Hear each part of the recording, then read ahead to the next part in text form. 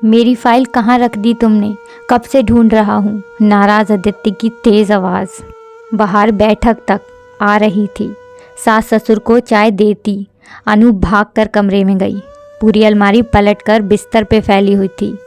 क्या ढूंढ रहे हैं आदित्य आप? बेवकूफ़ औरत, कब से आवाज़ लगा रहा हूँ। अब आ रही हो? मेरी लाल वाली फाइल कहाँ रख दी तुमने?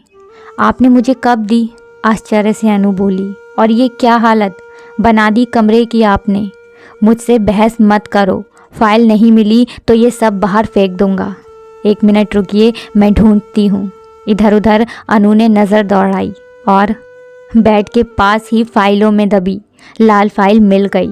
अनु के हाथ से गुस्से से फाइल छीन आदित्य बिना नाश्ता किए ऑफिस चले गए। दुखी अनु ने भी सास ससुर को नाश्ता खिला रसोई समेट दी। अनु और आदित्य की शादी को कुछ समय ही हुआ था। हर तरह से संपन्न ससुराल देख अनु के पापा ने अपनी लाडली की शादी की थी। आदित्य इकलौता बेटा था घर का। एक बड़ी ननंद थी जिनकी शादी हो चुकी थी। ससुर जी भी नौकरी से रिटायर हो चुके थे। किसी बात की कोई कमी न थी, लेकिन फिर भी अनु खुश नहीं थी। कारण आदित्य का व्यवहार था। जब मूड ठीक होता तो बहुत प्यार से पेश आता और जब मन मुताबिक कुछ ना हो, गुस्सा 7वें आसमान पे होता और जो जी में आता बोल देता अनु को। सास ससुर कान में रुई डाल बैठे रहते। 1-2 बार अनु ने अपनी सास से कहा भी तो उल्टा अनु को ही सुनना पड़ा। मर्द तो ऐसे ही होते हैं, तुम मौका ही क्यों देती हो? शांत स्वभाव अनु, घर में कलेश ना हो ये सोच चुप लगा जाती है। बिस्तर पे लेटी सुबह की घटना के बारे में सोच ही रही थी कि फ़ोन की घंटी बजी। बेमन से फ़ोन देखा तो सीमा का नंबर फ्लैश हो रहा था। आज अपनी प्यारी सहेली का नंबर देखकर भी अनु के चेहरे पे कोई खुशी नहीं आई, ना ही फ़ोन उठाने की इच्छा हुई। थोड़ी देर बाद वापस सीमा का कॉल आया तो अनु ने ये सोचकर कोई ज़रूरी काम तो नहीं फ़ोन उठा लिया। दूसरी तरफ हमेशा की तरह चहकती सीमा थी। कैसी है अनु? ठीक हूँ सीमा, तू बता कैसी है? चल तैयार हो जा, कल आ रही हूँ तेरे घर। 1 रात रुकूंगी, कुछ ऑफिस का काम तेरे ही शहर में निकल गया है। चल कल मिलती हूँ। और सीमा ने फ़ोन रख दिया। अनु को कुछ कहने या मना करने का मौका ही नहीं मिला। शाम को आदित्य घर आए तो गर्म गर्म समोसे और जलेबी लेकर आए। हाथों में समोसे जलेबी का पैकेट देख अनु समझ गई अभी मूड ठीक था आदित्य का। चाय नाश्ते के बाद अनु ने सीमा के आने की बात घर में सबको बताई।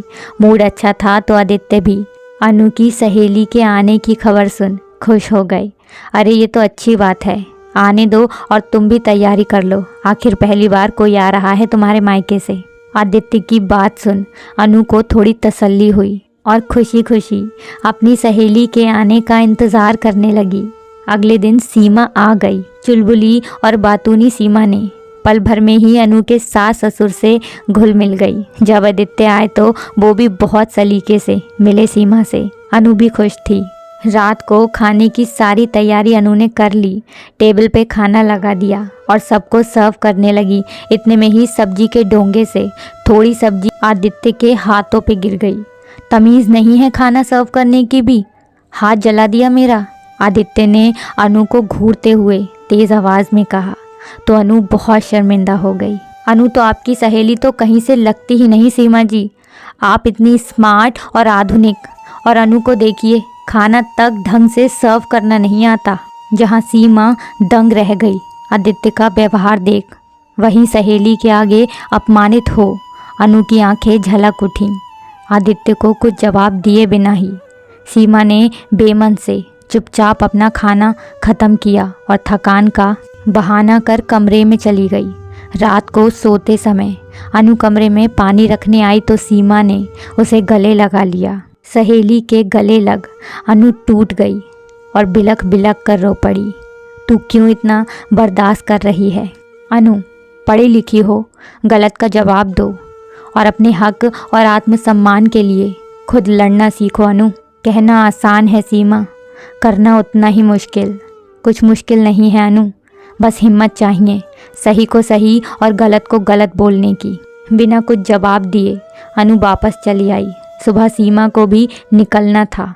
नाश्ते के टेबल पे सब बैठे थे और अकेली अनु आलू के पराठे बनाने में व्यस्त थी। सीमा ने मदद करनी चाही तो सासू माँ ने ये कह रोक दिया कि 4 लोगों के पराठे भी अकेले नहीं सेक सकती क्या? अरे हाथ जल्दी चलाओगी या सो गई रसोई में? भूल तो नहीं गई सीमा जी की ट्रेन भी है, कभी तो फुर्ती दिखा दिया करो। आदित्य ने खिसियाते हुए कहा। अपनी सहेली को यूं अपमानित होता देख सीमा की सहन शक्ति जवाब दे गई। वो भूल गई कि वो इस वक्त अपनी सहेली के ससुराल में थी। ये कैसी बात कर रहे हैं आप सब अनु से? कैसे लोग हैं आप लोग? और आदित्य जी, क्या आपको इतनी भी समझ नहीं कि अनु आपकी पत्नी है, कोई नौकरानी नहीं? मैं कहती हूँ ऐसे तो कोई नौकरानी से भी बात नहीं करता। जब मेरे सामने आप ऐसा व्यवहार कर रहे हैं तो मेरे पीछे क्या करते होंगे? चुप हो जा सीमा। क्रोधित सीमा को अनु चुप कराने लगी। मैं क्यों चुप हो जाऊं अनु? ऐसी सहेली बनाती हो बहू तुम? ज़रा भी तमीज़ और संस्कार नहीं इसे? समझा दो अपनी सहेली को कि वो सिर्फ मेहमान है और मेहमान दूसरों के घर के मामले में नहीं बोलते। सीमा की बातों से बौखलाई सासू माँ ने अनु को ही डांटना शुरू कर दिया। तमीज़ और संस्कार मुझ में हैं, तभी कल से चुप हूँ। माँ जी, अगर तमीज़ ही सिखानी है तो अपने बेटे को सिखाएं, आप मुझे नहीं, जिसे इतनी भी समझ नहीं कि अपनी पत्नी से कैसे व्यवहार किया जाता है। और आप सब सुन लें, खासकर आदित्य जी, आप, अनु आपकी पत्नी है, उसे उसके हिस्से का मान सम्मान तो आपको देना ही होगा, वरना मैं एक समाज सेविका हूँ और घरेलू हिंसा से पीड़ित महिलाओं के लिए ही काम करती हूँ। आगे आप खुद समझदार हैं कि मैं क्या कर सकती हूँ और क्या नहीं। और अनु, तुम पढ़ी लिखी आधुनिक लड़की हो, इस तरह हर वक्त ससुराल वालों और पति के तानों को सुनकर कब तक रहोगी? आधुनिक सिर्फ कपड़ों और रहन सहन से नहीं, आधुनिक विचारों से भी होना चाहिए।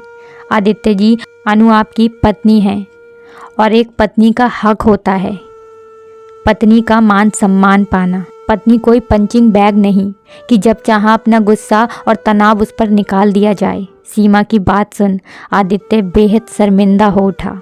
अपनी गलती उसे साफ साफ दिख रही थी। सीमा तो वापस अपने शहर चली गई, लेकिन जाते जाते आदित्य को सच्चाई का आईना दिखा गई। साथ ही साथ अपनी सहेली के जीवन को वापस खुशियों से भर गई। दोस्तों, हमारी वीडियोज़ को शेयर करें और प्लीज़ हमारे चैनल को सब्सक्राइब करें। Thanks for watching.